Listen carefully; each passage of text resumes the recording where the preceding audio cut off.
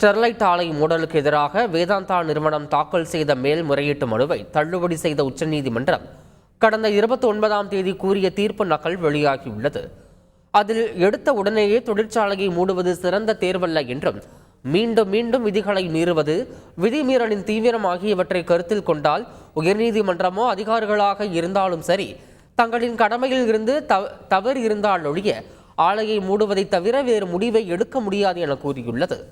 நாட்டின் உற்பத்தி கட்டமைப்புக்கும் தூத்துக்குடி பகுதியில் வேலை வாய்ப்பையும் ஸ்டெர்லைட் ஆலை பங்களித்தது எங்களுக்கு தெரியும் என்றும், அதே சமயம் நீடித்த நிலைத்த வளர்ச்சி, மாசுபடுத்துகிறவர் அதற்கான விலையை தருவது, பொதுமக்களின் நம்பிக்கையை காப்பாற்றுவது ஆகிய கோட்பாடுகளையும் நீதிமன்றம் கணக்கில் கொள்ள வேண்டியிருக்கிறது என்றும் கூறியுள்ளது.